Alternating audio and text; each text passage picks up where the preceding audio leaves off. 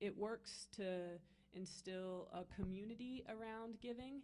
And so maybe if there's certain alumni concentrated in cities, just kind of coming up with like a regular gathering that doesn't necessarily focus on money, but money is a little bit of a part of it. That I know that some of the people who give at our simple suppers don't really think about charitable giving in their lives outside of that context very much. I agree with what my co-panelists just said wholeheartedly, because one way that you can get people to come here is through what we're doing now on a bigger scale, having alumni advocate for Olney in terms of what the future, what the people who graduate from here, the graduates, the students, what our future could be like. Because, I mean, we're coming here, we're fresh out of Olney, you know, in the past 2 or 3 years, and we're doing big things, we're trying to, and it has something to do with coming here. So having alumni advocate for Olney, it is hard to separate with your money, but if you have somebody who's went through the experience of Olney advocate for what kind of changes, all the positive changes that could happen, it'll be beneficial. And how could Olney Friends School recruit more students? You spoke to that, Lynn. Did anyone else want to speak to that? You don't have to. I agree. The exchange program that's a great idea, because once you get to college, they tell you within your freshman and sophomore year, if you can, you should study abroad, because once you get to your junior and senior year, you're specializing in your own field. So the courses that you need to take might not be offered in other countries, so to speak. So if you get to your freshman and sophomore year in college, you should do a study abroad, and having a study abroad under your belt when you're still in high school is great. And if you do that, you can bring more business to the school. And I mean, I don't want to call it business, but when you have other students who interact with the students that go here, it's mutually beneficial to both the people here and to the countries where you're going. So if we have more study abroad options, it will be great.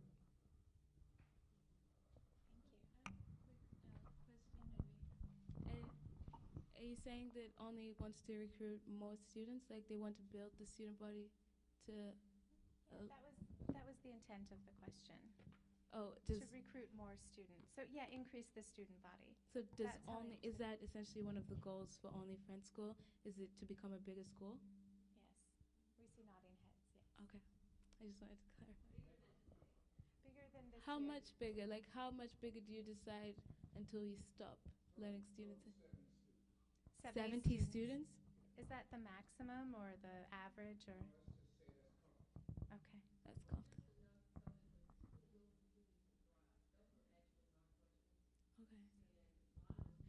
I'm sorry, can we have a microphone for her? I think they're up here. Because this is being recorded and saved to share with people who couldn't be present today, and it can't be recorded if it's not mic'd.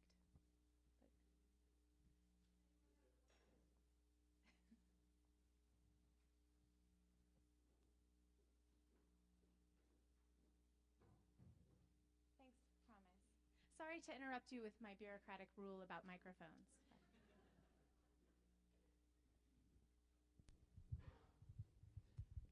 My questions were not necessarily for the school to just get really big, but just so that there are enough students here that the school will continue to thrive and, you know, have an impact on the community and the immediate community as well as, you know, the expanded community. You know, how would you recommend that Olney go about recruiting more students? And also not just internationally, but locally, because I've realized that has been a challenge for Olney. Thank you.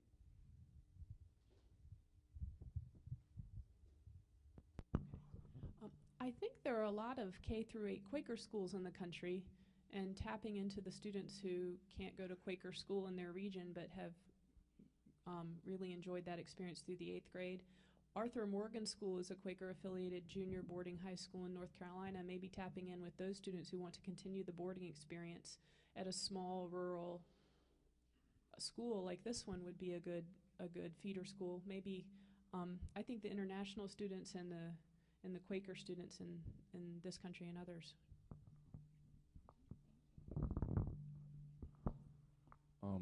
I'm part of the, as I said before, the SIFE team, which they have in so many colleges across the United States. And one of the things that we do is try to raise community awareness and try to get people in the community to interact with our SIFE teams. So one of the ways I think that would be efficient to get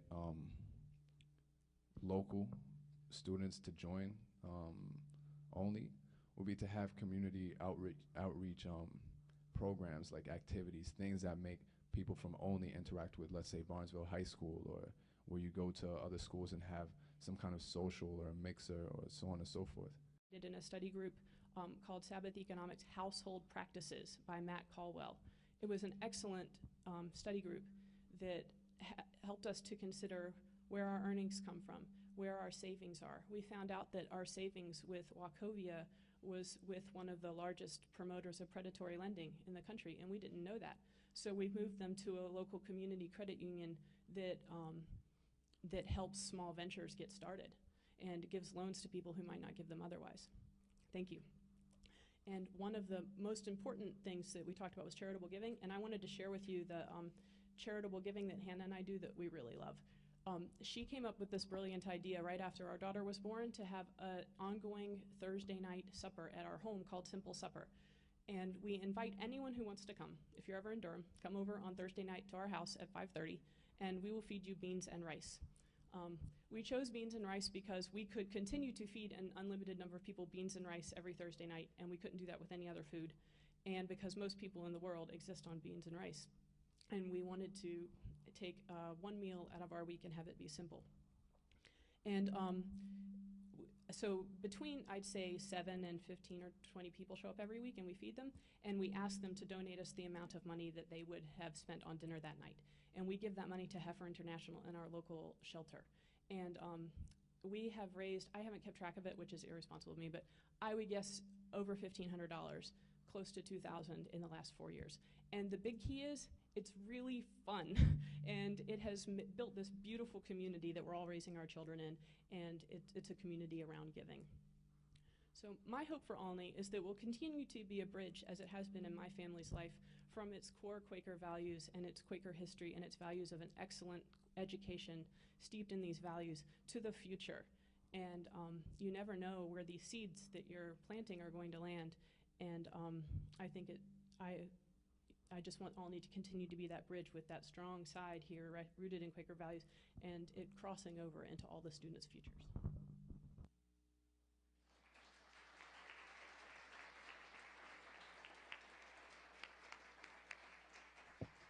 Thank you very much.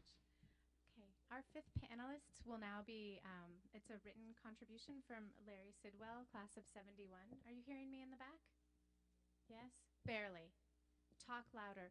Our last panelist is homesick with a virus, Larry Sidwell, class of 71, and so I will read his written remarks and probably not answer questions on his behalf, as I left my ability to channel his opinions, but I do have his initial remarks. The power of identity. When I was a student, it was at the height of the Vietnam War. Obviously, this is Larry Sidwell and not me. As you might expect, our community was active in opposing this war. There was an anti-war conference one weekend, and we had a volunteer sign up to participate in this conference. Of course, everyone was signing up. We were at Olney in the late 1960s. This was just the thing to do. I come from a good Quaker family. How could I not go? Of course, we had an option. You did not have to go. You could go with all your friends or stay by yourself on campus. This was a big deal for me to not comply. I did not go with 3 others out of 100. We had a violent versus nonviolent weekend. Why? I believe in nonviolence. I hated the war and later became a conscientious objector and did my service at Friends Hospital in Philadelphia. But as much as I supported the cause, I had a bigger issue about not wanting to follow the crowd. I was rebelling against blindly following everyone else. I wanted to create my own independent identity. That statement I made was important to no one but myself. Personally, I felt empowered and determined that I would set my own course to achieve my objectives. The school's reaction? No one cared. No one treated me different, but there was no pressure from the staff, nothing but support from staff and community. The beauty of my experience at Olney was that this one example was replicated time and again. A focus on introspection, strong, loving community, diversity of cultures and thought. These characteristics are foundational to creating a strong sense of self and personal identity. I came to the school very unsure of who I was, a clean sheet of paper.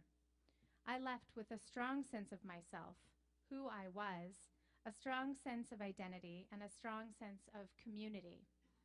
That weekend, where I had the opportunity to express my own free will with time for reflection on some deep issues, and in such a safe and supportive environment, was a bit of an epiphany for me.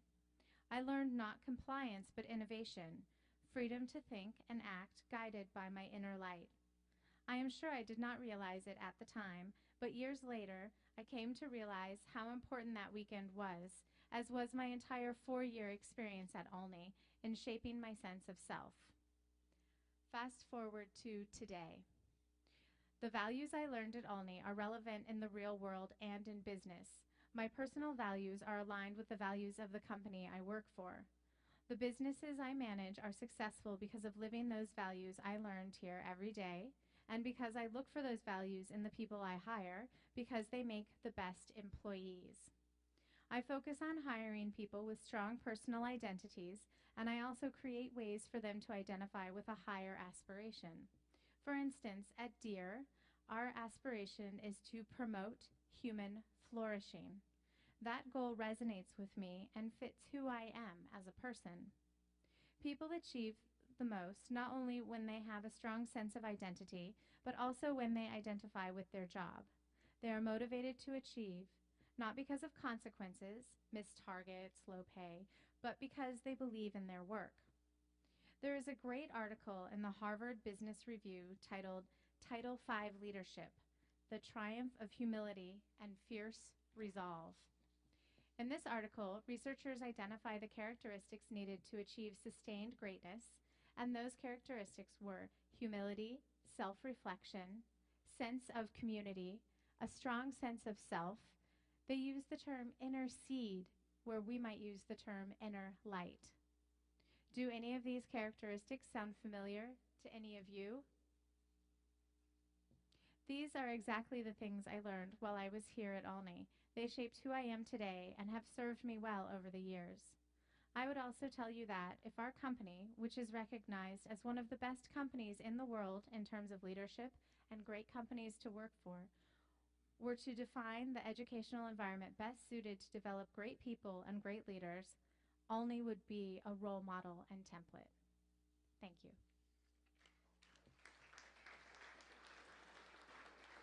Okay. Thank you, Larry. Yes?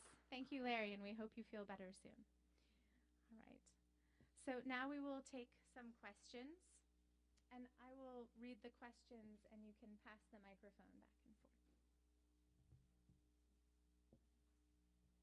The first question, does this work from the side? The first question is for Cedrick, who I can see if I move the curtain. Maybe, wait, I know. Innovation. Cedrick, can you talk about nonprofit venture capital?